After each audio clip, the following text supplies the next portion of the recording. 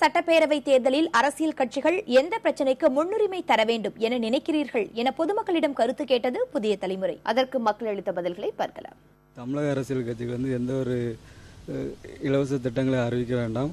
அவர்கள் விவசாயத்துக்கு முன்னுரிமை கொடுத்தால் போதும்.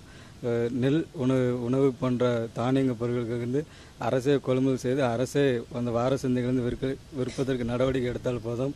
இலவச திட்டத்தை எந்த ஒரு அறிமுகப்படுத்த வேண்டாம்.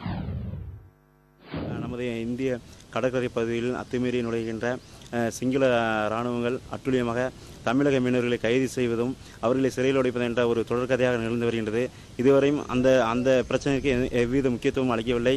தமிழர்களுடைய மீனவருடைய வாழ்வாதாரமாக விளங்குகின்ற மீனவர்களுக்கு எந்தவித அரசியல் கட்சியிலும் ஒரு முக்கியமாக பிரச்சனையை கையில் எடுக்க வேண்டும். அவர்களுடைய வாழ்வாதாரங்களை பாதுகாக்க வேண்டும். வறுமையை ஒழிச்சால போதும், தமிழ்நாடு இந்தியா எல்லாம் வல்லரசாயிரும்.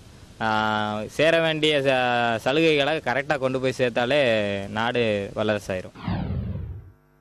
இன்று இளைஞர்கள் கெட்டு போகிற காரணமே இந்த மது தான். அதை மதுவிலக்கு கொண்டு வரேன்னு சொல்லிட்டு அரசியல்வாதிகளே எல்லாம் பண்ணி நடத்திட்டு இருக்காங்க. அந்த பூரண மதுவிலக்கு அமல்படுத்தினாலே போதும், இந்த இளைஞர்கள்லாம் நல்லபடியாக வருவாங்க.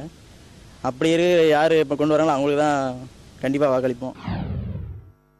அரசியல்வாதி வாக்குறுதி அளிக்கிறாங்க. அந்த வாக்குறுதியை எப்படி அவங்க நடைமுறைப்படுத்துறாங்க அப்படிங்கிறத அது கம்மியாக தான் நடைமுறைப்படுத்துறாங்க. அப்படிங்கும்போது அது சீக்கிரம் அவங்களுக்கு சேர வேண்டியது ஸ்கீம் அவங்களுக்கு சீக்கிரம் சேர்ந்தோன்னா ஒரு படித்து முடித்த ஒரு இளைஞர்களுக்கு வேலைவாய்ப்பு கிடைக்கிறது ரொம்ப யூஸ்ஃபுல்லாக இருக்கும்.